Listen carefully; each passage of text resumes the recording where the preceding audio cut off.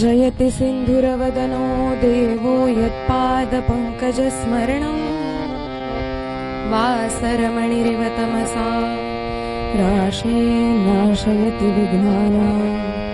नमस्ते शारदे देवी सरस्वती मतिप्रदे वसत्वं मम जिह्वाग्रे सर्वविद्याप्रदा भव।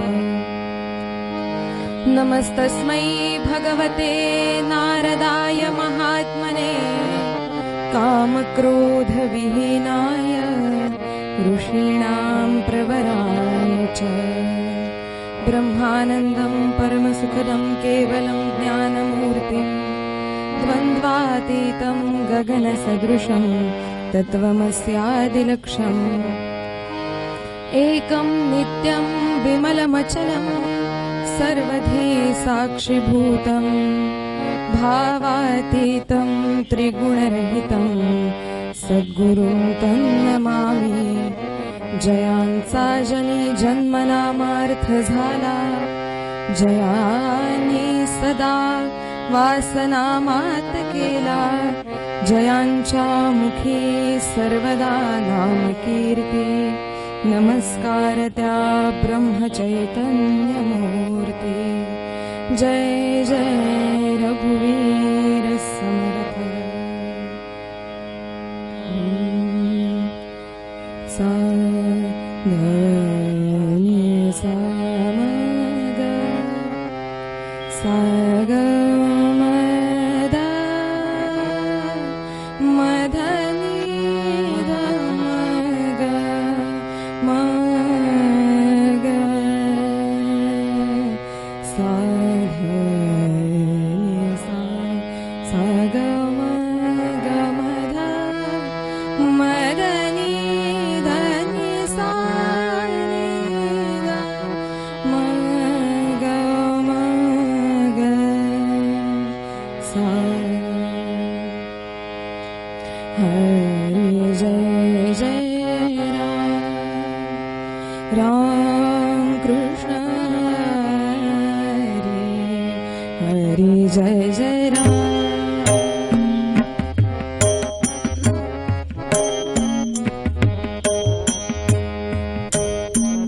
हरि जय जय राम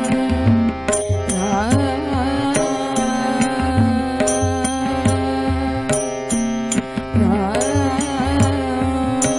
कृष्ण हरि जय जय राम।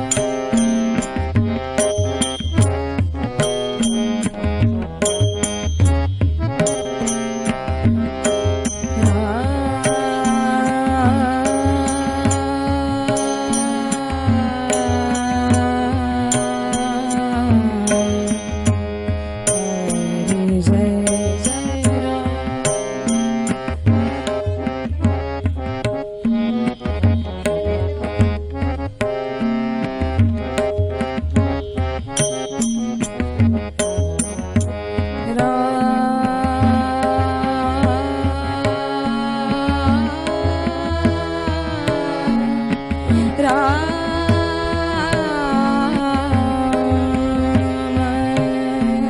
कृष्ण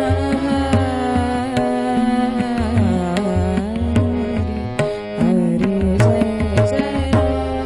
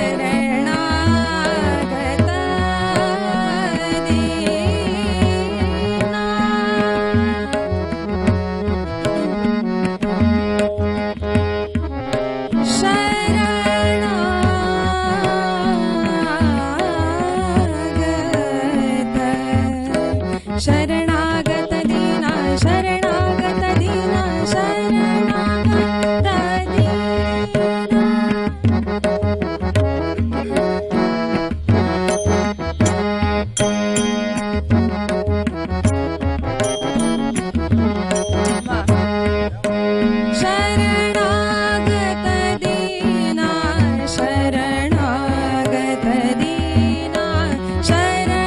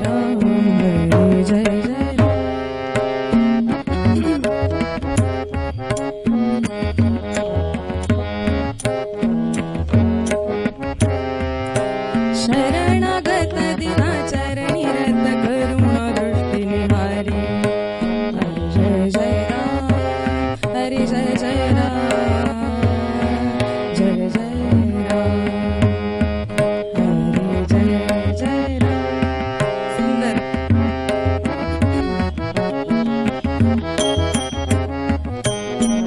वाह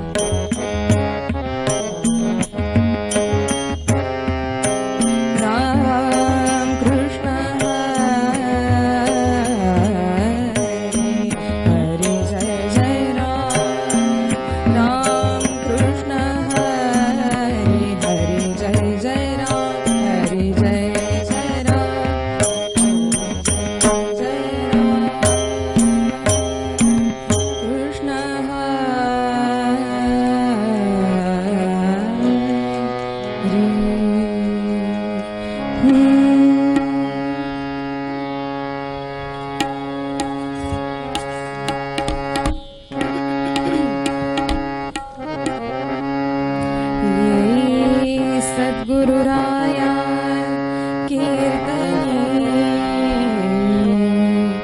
ये श्री गुरुराया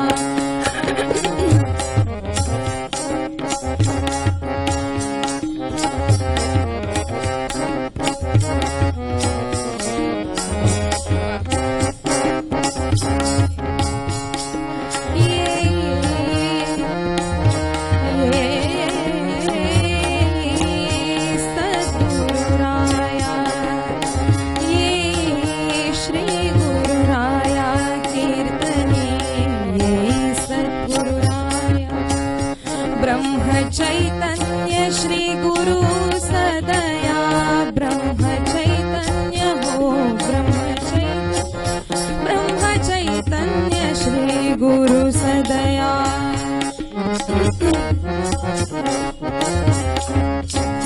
ब्रह्म चैतन्य श्री गुरु सदया राया ये श्री गुरु राया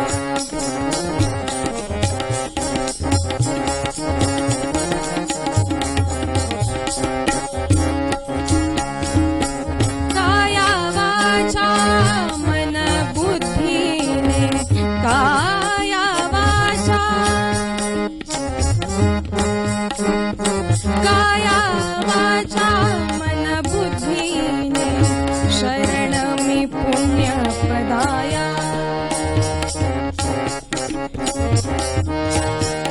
शरण मी पुण्य पदाया सद्गुरुराया राया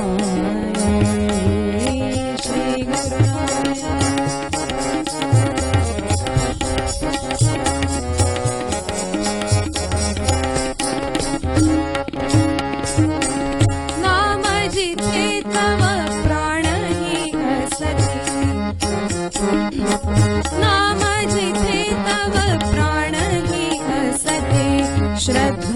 मम वचनाय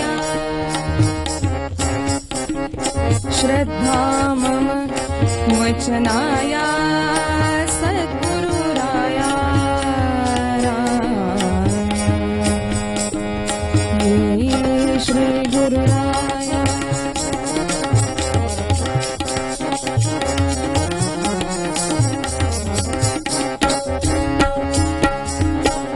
कुसुमतनय गुरु चरणावरती कुसुमतनय गुरु चरणावरती कुसुमतनय गुरु चरणावरती अर्पितसे निज काया सद्गुरुराया अर्पितसे निज काया श्री गुरुराया ये श्री गुरुराया कीर्तने सद्गुरुराया श्री गुरुराया सद्गुरुराया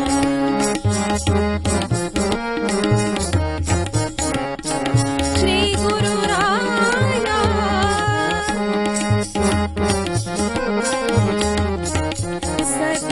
सद्गुरुराया कीर्तने श्री गुरुराया ब्रह्म चैतन्य श्री गुरु सदया ब्रह्म चैतन्य श्री गुरु सदया कीर्तने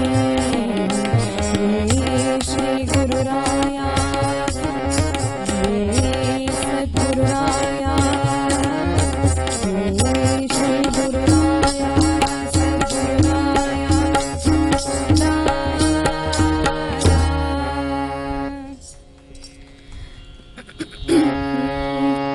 सद्गुरुनाथ माधवनाथ सदा वसावे या हृदयात म्हणा सद्गुरुनाथ माधवनाथ सदा वसावे या हृदयात सद्गुरुनाथ माधवनाथ सदा वसावे या हृदयात श्री गुरुनाथ माधवनाथ सदा वसावे या हृदयात सद्गुरुनाथ माधवनाथ सदा वसावे या हृदयात श्री गुरुनाथ माधवनाथ सदा वसावे या हृदयात सद्गुरुनाथ माधवनाथ सदा वसावे या हृदयात सद्गुरुनाथ माधवनाथ सदा वसावे या हृदयात श्री गुरुनाथ माधवनाथ सदा वसावे या हृदयात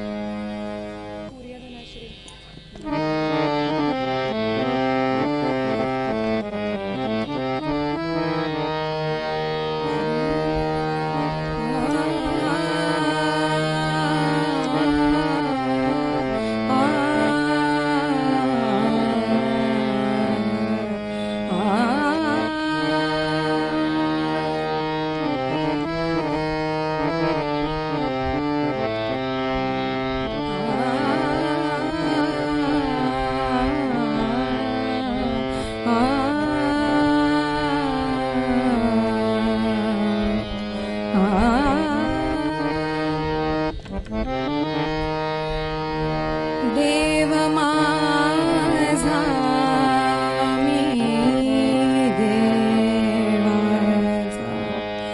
देव माझा मी देवाचा देव माझा मी देवाचा माझा मी देवाचा देव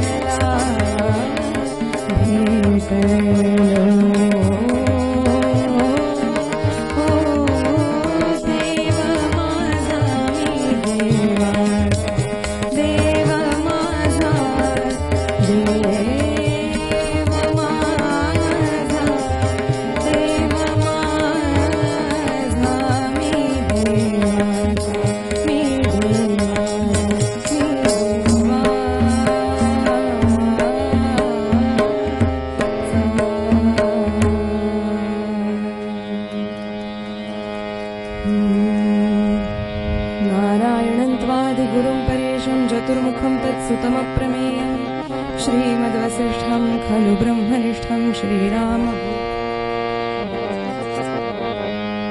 श्रीरामदासं भवबन्धनाशं कल्याणमेड्यं गुरुबालकृष्णं चिन्तामणिं रामपदाब्जभृङ्गं श्रीरामकृष्णं परतः परं च श्रीमत्तुकाराममनन्तशक्तिं सच्चिद्घनं लोकमलघ्नकीर्तिं मत्सद्गुरुं राघवरूपमीशं श्रीब्रह्मचैतन्यमगाधबोधम् अखण्डनामामृतपानतृप्तं दयार्णवं पावितशिष्यवृन्दं श्रीरामभक्तं प्रणमामि नित्यम् अखण्डभक्त्याहमानन्दसागरं श्रूयतान् देवदेवेश नारायण जगत्पते त्वदीयेनावधानेन कथयिष्ये शुभाकथा श्रोता भक्ता सद्गुरु श्रीराम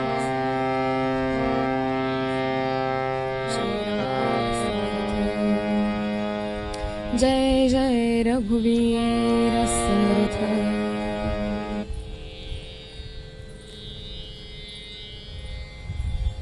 आज आपल्या तुकोबांची आज बीज आहे, तुकाराम बीज आपण म्हणतो आजच्या दिवशी, त्यामुळे त्यांचाच एक गोड अभंग घेतलेला आहे। तुकाराम महाराज म्हणजे काय हो? सत्य, शुद्ध आणि विनम्र वृत्ती, भूतमात्रांविषयी अत्यंत दयाशीलता, त्याबरोबर आलेली ओघवती वाणी, त्या वाणी बरोबर आलेलं प्रभावी काव्य प्रतिभा, आणि ज्यांच्या वाणीमुळे आपल्यासारखा समाजच काय पण साक्षात शिवरायही ज्यांच्याकडे आकर्षिले गेले, असे तुकोबा। जया भंग नाही अशा ज्या अभंगा, रचोनी सदा गायले पांडुरंगा। ज्यांनी असे अभंग रचून ठेवलेले, ज्यांना भंग नाही, तुमच्या आमच्यासाठी त्यांनी जे अनुभवलं ते आपल्यालाही अनुभवायला मिळावं म्हणून तुमच्या आमच्यासाठी गाथ्याच्या रूपानं त्यांनी जे काही अभंग रचून ठेवलेले आहेत ते कशासाठी हो? तर नराचा नारायण व्हावा यासाठी। पण हल्लीच्या काळामध्ये नराचा नारायण होण्यापेक्षा नराचे वानर होणारेच जास्त दिसतात।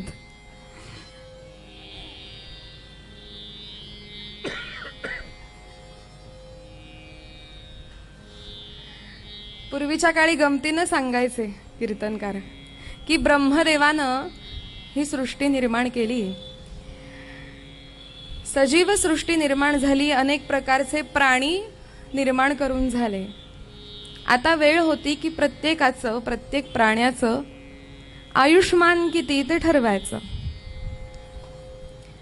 मग सगळ्या प्राण्यांची रांग लागली हो ब्रह्मदेवांसमोर, आणि ब्रह्मदेव त्यांना त्यांच्या त्यांच्या ठरलेली आयुष्याची वर्ष, किती वर्ष ते वाटत होते।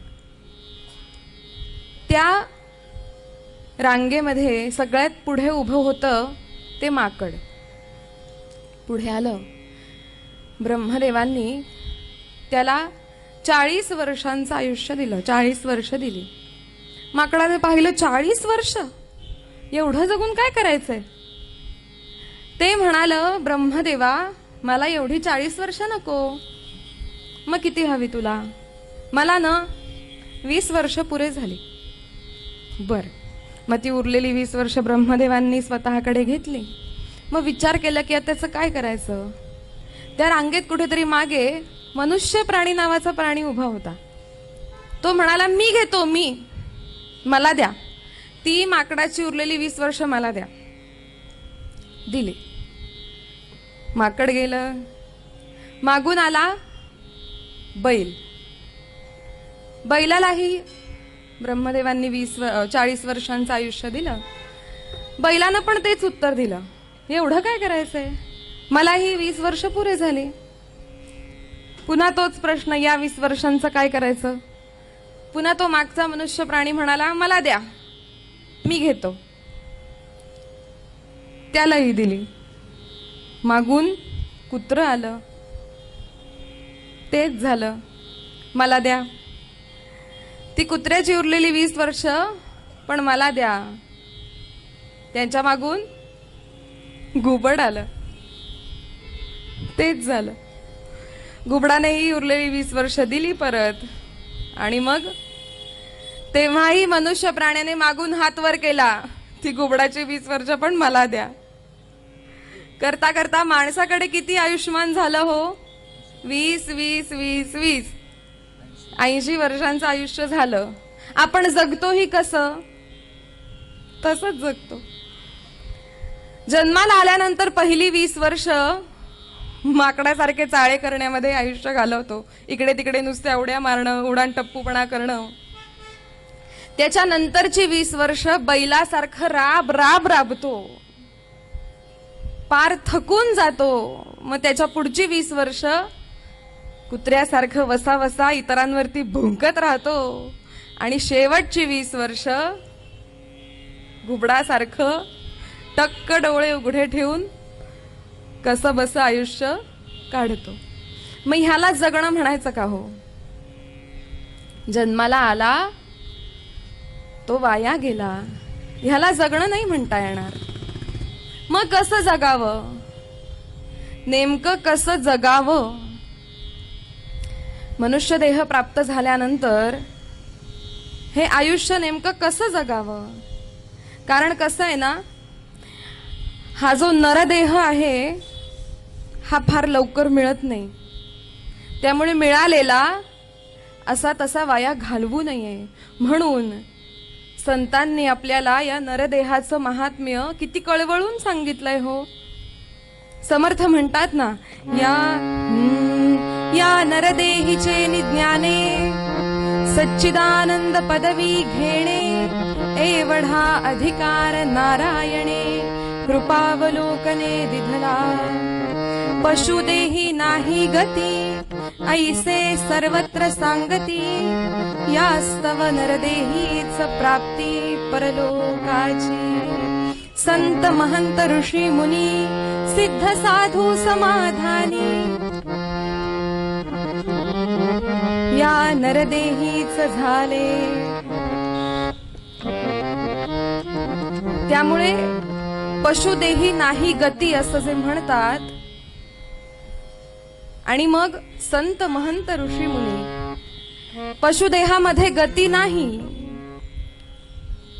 गती मिळते, पुढच्या पायरीवरती जाता येतं ते फक्त या मनुष्य देहामध्ये आल्यानंतरच. मग हे आयुष्य कसं जगायचं? यासाठी जे पशूंकडे दिलेलं नाही, जे फक्त मानव देहामध्ये मिळतं, तो म्हणजे सारासार विवेक. ह्या सारासार विवेक नावाचं जे टूल आहे, आत्ताच्या भाषेमध्ये आपण म्हणतो की हा विवेक वापरून आपल्याला पुढच्या पायऱ्या गाठायच्या आहेत. पण पहा, आताचं आपलं टेक्नॉलॉजीचं युग आहे. कोणतंही नवीन टूल, कोणतंही नवीन मशीन आपण जेव्हा विकत घेतो तेव्हा त्याच्याबरोबर एक वस्तू येते जिच्याकडे आपण कधीच ढुंकूनही बघत नाही. काय असतं हो ते? युजर मॅन्युअल असतं, बरोबर. त्याच्यामध्ये ते आलेलं मशीन कसं जोडावं, ते कसं चालू करावं, ते कसं वापरावं, कसा त्याचा सांभाळ करावा, काही बिघाड आला तर काय करावं, काय करू नये, असं सगळं त्या युजर मॅन्युअलमध्ये लिहिलेलं असतं, बरोबर आहे. कोण उघडून वाचतं हो खरं? मला नाही वाटत श्रोत्यांमध्ये कोणीही असं असेल की ज्याने आतापर्यंत कधी कुठली वस्तू घेतल्यानंतर त्याच्याबरोबर आलेलं युजर मॅन्युअल पहिल्या पानापासून शेवटच्या पानापर्यंत वाचलं असेल. अत्यंत दुर्लक्षित अशी वस्तू असते ती घरामध्ये, बरोबर आहे. हे जे सारासार विवेक नावाचं टूल आपल्याला मिळालेलं आहे ना, त्याच्याकडून ते वापरावं कसं याचं युजर मॅन्युअलही पाठवलेलं आहे भगवंतानं. हे युजर मॅन्युअल म्हणजे काय? तर साक्षात आपल्या संत मंडळींची चरित्र, संतांनी आयुष्य कसं जगलेलं आहे, आपण कसं जगलं पाहिजे ह्याचं युजर मॅन्युअल आहे. संतांची चरित्र म्हणजे हे युजर मॅन्युअल आहे, जे आपण दुर्लक्षित करून ठेवून दिलेलं आहे कपाटामध्ये. जर आपल्याला हा सारासार विवेक नावाचं टूल कसं वापरायचं हे जर जाणून घ्यायचं असेल तर ते युजर मॅन्युअल डोळ्याखालनं घालणं, ते वाचणं, आणि फक्त वाचणं नाही, ते आचरणात आणण्याचा प्रयत्न करणं, इथून सुरुवात करायला हवी, म्हणजे हवीच. असो, या निरूपणासाठी घेतलेल्या अभंगामध्ये तुकाराम महाराज काय सांगतायत? देव माझा मी देवाचा, हेची माझी सत्यवाचा. देह देवाचे देऊळ, आत बाहेर निर्मळ. देव पहावया गेलो, तेथे देवची होऊन ठेलो. तुका म्हणे धन्य झालो, आज विठ्ठला भेटलो. देव माझा मी देवाचा, हेची माझी सत्य.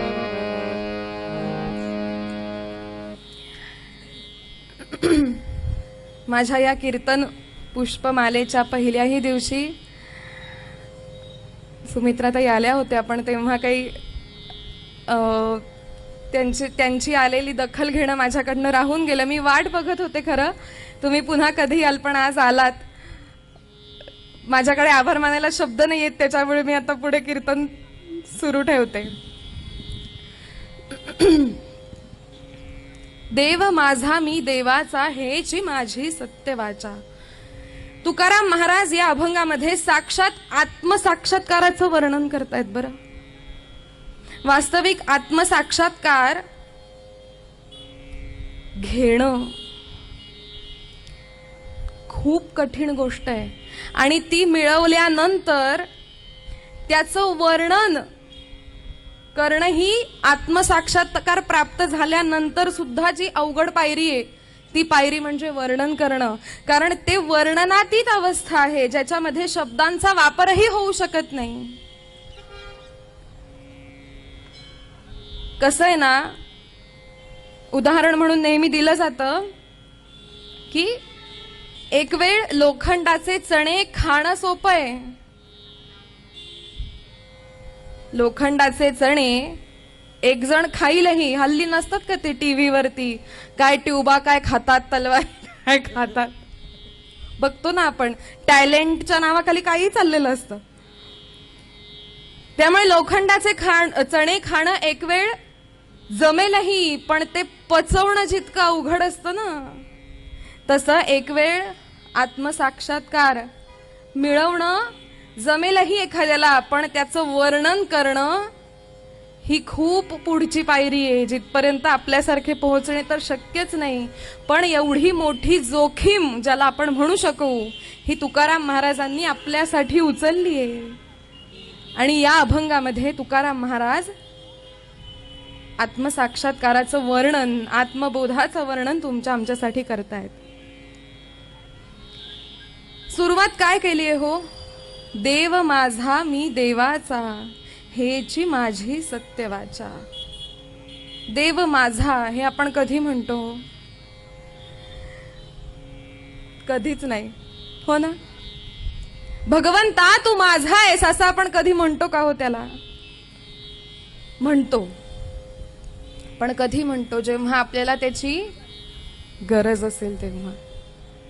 गरजेशिवाय आपल्याला कधी भगवंत आठवत नाही, हे सत्य, आणि हे मान्य करावं. त्यामुळे गोंदवलेकर महाराज म्हणायचे ना की भगवंता आज मी तुझ्याकडे अशा वेळी आलोय की जेव्हा सगळं जग माझ्याकडे बघतंय. भगवंता सगळं जग माझ्याकडे बघतंय, पण आज मी तुझ्याकडे बघतोय. भगवंता, एक वेळ अशी नक्की येणार आहे, मला माहिती आहे, मला कल्पना आहे, एक वेळ अशी नक्की येणार आहे की जेव्हा माझ्याकडे बघणारं असं कोणी नसेल, तेव्हा मात्र तू माझ्याकडे बघा.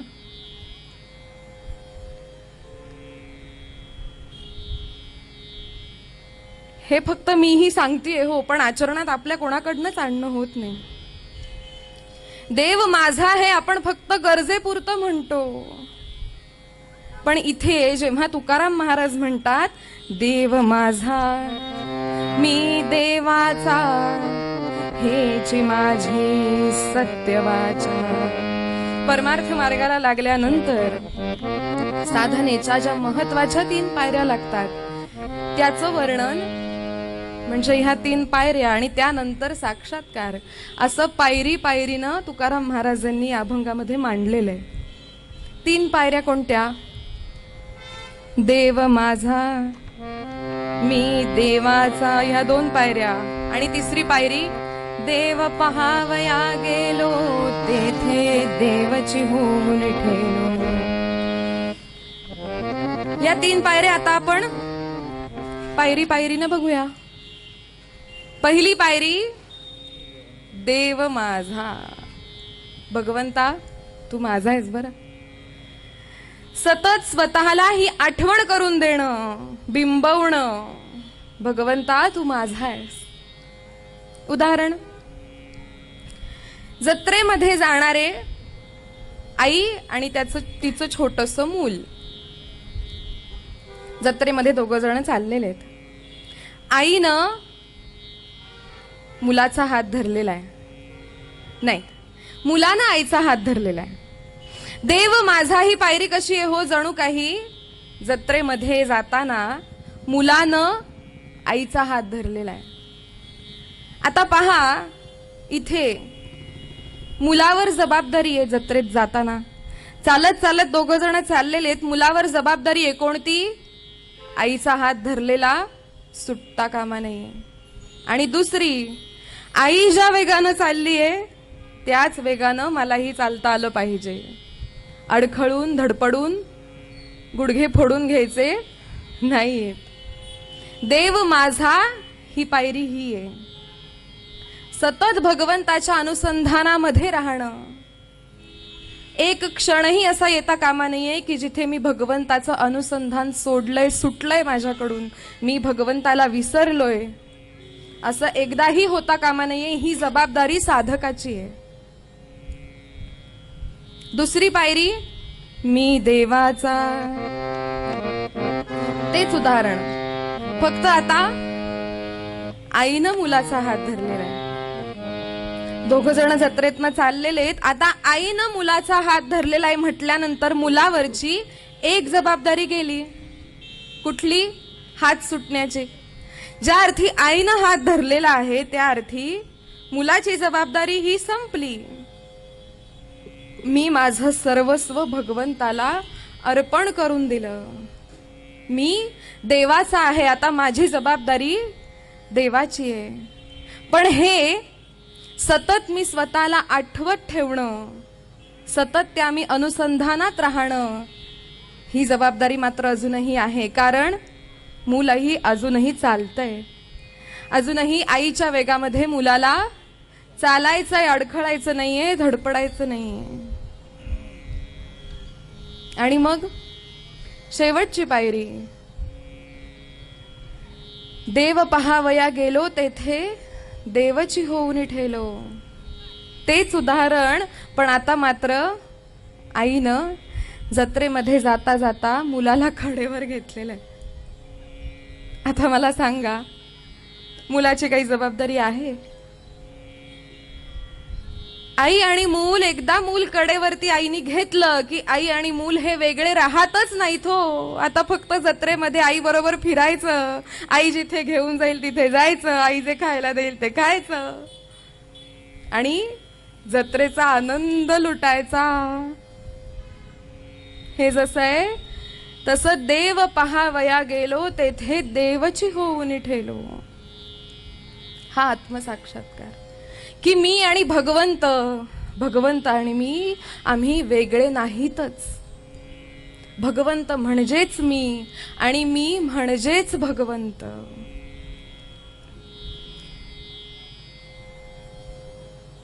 इथपर्यंत जेव्हा साधक पोहोचतो ना, ह्या पायरीपर्यंत, तेव्हा त्या साधकाचा सहवास भगवंतालाच हवा हवासा वाटायला लागतो.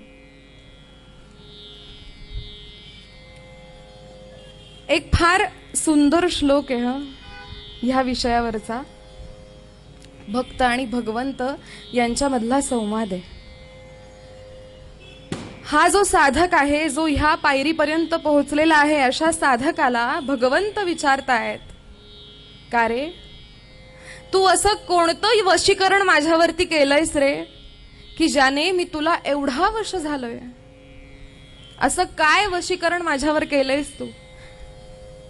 वास्तविक वशीकरण वगैरे आपल्या प्रांतातले विषय नाहीत, पण इथे भगवंत विचारतोय की भक्ता, अरे असं कुठलं वशीकरणाचं यंत्र, तंत्र आणि मंत्र तू वापरलायस माझ्यावर की मी तुला एवढा वश झालोय?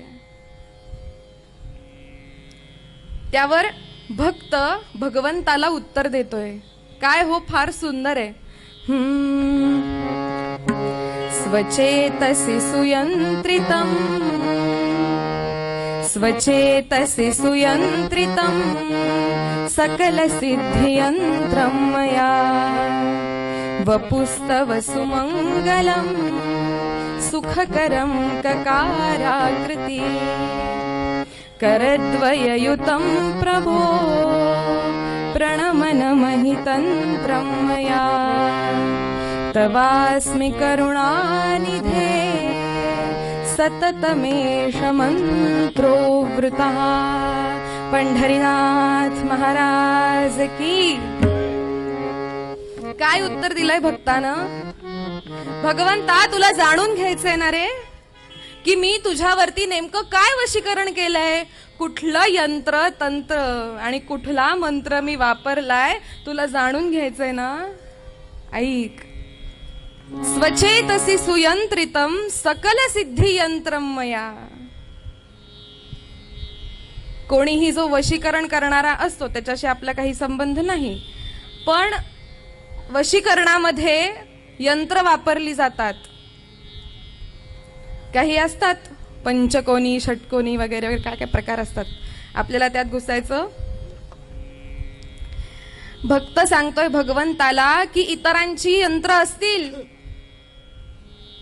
की जी काही मंत्र म्हणून त्याच्यामध्ये चैतन्य आणावं लागतं, तिथे बसून काही तपस्या करावी लागते, काही आराधना करावी लागते, तेव्हा काही एक दोन सिद्धी देणारी काही यंत्र असतात. त्यांची ती तशी यंत्र असतील, पण भगवंता, माझं यंत्र सांगू तुला. माझं यंत्र कसं आहे? स्वचेतसी, ज्याच्यामध्ये चेतना आपणहून स्वयंभू आहे, अशी चेतना जागृत नाही करावी लागत. स्वचेतसी सुयंत्रितम सकल सिद्धी यंत्रम मया. इतर यंत्र देत असतील एक दोन सिद्धी, माझं जे यंत्र आहे ते सकल सिद्धी देणार आहे. कुठलंय माझं यंत्र? कसं दिसतं? वपुस्तव सुमंगलम सुखकरम ककाराकृती. माझं जे यंत्र आहे ते ककाराकृती आहे, म्हणजे क या अक्षरासारखं दिसणार आहे. येतंय लक्षात की नाही अजून? पंढरीची राऊळातली पांडुरंगाची मूर्ती बघा, दोन हात कमरेवरती ठेवलेले आहेत, त्यामुळे दिसतं ते कसं? क या अक्षरासारखं दिसतं. वपुस्तव सुमंगलम. भगवंता, तुझं वपू म्हणजे तुझी मूर्ती हेच माझं यंत्र आहे. सुखकरम ककार आकृती. मग तंत्र, तंत्र काय? आता त्या यंत्रांसमोर जेव्हा ते काही तपस्या विपस्या करत असतात, काय काय कवयतीचे प्रकार तिथे ते करत असतात, ते त्यांचं ते तंत्र असतं. माझं तंत्र मात्र फारच सोपं आहे रे देवा. काय तंत्र आहे? करद्वययुतं प्रभो प्रणमनमहि तंत्रं मया. मी काय करतो? काही कवयती करत नाही, हे माझे फक्त 2 हात आहेत, ते मी जोडतो तुझ्या पुढे उभा राहून आणि नमस्कार करतो मनापासून. इतकं सोपं तंत्र आहे. आणि मग मंत्र, तवास्मी करुणानिधे सततमेष मंत्रो वृतः. तवास्मी करुणानिधे, भगवंता मी तुझा आहे, मी तुझा आहे, मी तुझा आहे. तवास्मी करुणानिधे, हे करुणानिधे मी तुझा आहे. सततमेष मंत्रो, हा मंत्र मी सतत तुझ्या समोर माझे 2 हात जोडून उभा राहून हेच मी म्हणत राहतो फक्त. हे माझं यंत्र तंत्र आणि मंत्र आहे. इतकं साधं सोपं आणि सरळ आहे. भगवंता मी तुझा आहे, मी तुझा आहे, मी तुझा आहे. मग असा साधक ज्याला भगवंत वश झालेला आहे, अशा साधकाच्या मुखातून जेव्हा काही उपदेश येतात, जसे आपले तुकोबा, त्या पायरीला पोहोचल्यानंतर जेव्हा त्यांनी हा अभंग रचला असेल, देव माझा मी देवाचा हेची माझी सत्य वाचा, तेव्हा त्यांच्या प्रत्येक शब्दाला वेदांचं महत्व प्राप्त होतं. म्हणून तुकाराम महाराजही त्यांच्या एका दुसऱ्या अभंगामध्ये म्हणतात, वेदांचा तो अर्थ आम्हासीच ठावा. मग काय अर्थ ठावा? वेद अनंत बोलिला, अर्थ इतुकाची साधिला. विठ्ठलासी शरण जावे, निज निष्ठे नाम घ्यावे. ज्या ठामपणे तुकाराम महाराज म्हणतात की देव माझा मी देवाचा हेची माझी सत्य वाचा, ही माझी सत्य वाचा आहे, ह्या बोलण्यामध्ये जो ठामपणा आहे ना, तो कुठून येतो हो? माऊलींनी 16व्या वर्षी ज्ञानेश्वरी रचली, पण ती ज्ञानेश्वरी रचताना सुद्धा माऊली काय म्हणाले हो? सत्य वाचेचे व्रत वाचा केले अमित कल्प. अमित कल्पांपर्यंत जेव्हा मी सत्य वाचेचं व्रत पाळलं, तेव्हा कुठे मला ही ज्ञानेश्वरी रचण्याची बुद्धी, ताकद, शक्ती, बळ प्राप्त झालं. ती साधना, ती तपश्चर्या जेव्हा हे साधक करतात, तेव्हा ह्या विश्वाची काही गूढ रहस्य त्यांना प्राप्त झालेली असतात, त्यांना कळलेली असतात. त्यामुळे अशा साधकावस्थेमध्ये तो जेव्हा साधक असतो, तो आपल्या बरोबर व्यवहारात जरी चालता बोलता फिरता दिसत असला तरी त्याचं मन, चित्त, त्याची बुद्धी ही तिथे लीन झालेली असते, तिथे जुळलेली असते. आणि हे होतं केव्हा हो? तवास्मी करुणानिधे. सतत भगवंत मी भगवंत हे वेगळे नसून आम्ही एक आहोत, ह्या भावनेशी दृढ राहणं. मग अशा या भक्ताचा सहवास भगवंताला स्वतःला का बरं हवाहवासा नाही वाटणार? मग नारदांना नाही म्हणाले भगवंत, नाहम वसामी वैकुंठे योगिनाम हृदये रवौ. मग कुठे मी? नारदा मी कुठे दुसरीकडे नाहीये बरं. तू मला इथे तिथे शोधशील, पण मी इथे तिथे तुला कुठेही सापडणार नाही. मद भक्ता यत्र गायंती तत्र तिष्ठामि नारद. जिथे माझे भक्त माझं भजन गायन कीर्तन करत असतील, नारदा मी तुला तिथेच सापडेन. म्हणून कलौत धरी कीर्तनात. ह्या कलियुगामध्ये जर भगवंताची प्राप्ती करून घ्यायची असेल तर फार मोठ्या तपश्चर्या नाही कराव्या लागत. आता कृतयुगामध्ये, सत्ययुगामध्ये घोर तपश्चर्या करावी लागायची. त्रेतायुगामध्ये यज्ञ यागादी कर्म करावी लागायची. द्वापारे परिचर्यायाम सेवा आणि कलियुगामध्ये फक्त भगवंताचं नामस्मरण एवढंच फक्त करावं लागतं, जे करा म्हणून सतत सांगावं लागतं. संतांना, सत्पुरुषांना सतत उपदेश करावे लागतात. मग तिथपर्यंत आपल्याला जर पोहोचायचंय तर जे तुकाराम महाराजांनी सांगितलंय त्याचं आपल्याला आचरण करण्याशिवाय, जे संत सत्पुरुषांनी सांगितलंय त्याच्यात ते आपल्याला आचरण करण्याशिवाय तरणोपाय नाही. आज खरं बीजेचा खूप मोठा उत्सव आहे, त्याच्यामुळे वेळही मला थोडा कमी वाटायला लागलेला आहे. वेळेअभावी आज पूर्वरंग इथे थांबवते. आख्यानामध्ये फार गोड आहे कथानक, जे भरतरी महाराजांच्या तिथे भेटले त्यांनी कथानक थोडक्यात ऐकलेलं आहे. बाकीच्यांसाठी सस्पेन्स ठेवते. कथाभागाकडे वळूया. तुकाराम महाराजांचा खूप सुंदर कथाभाग आहे. नेमकं काय आहे आता मी सांगणार नाही.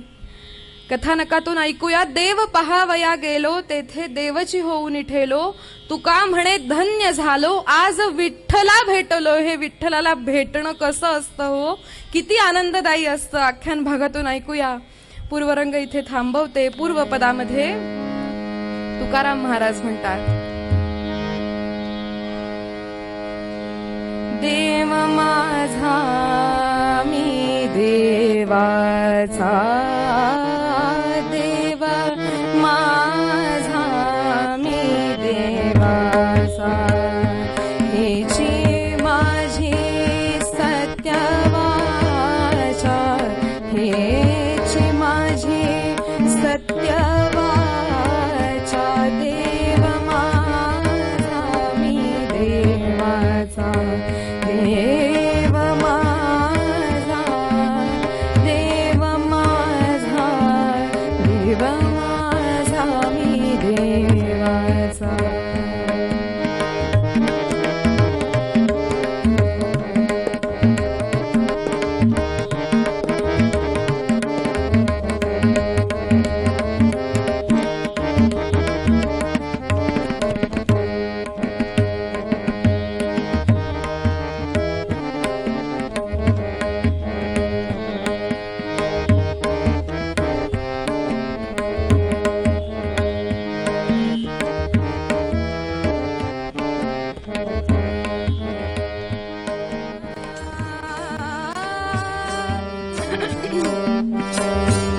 धन्य झालो,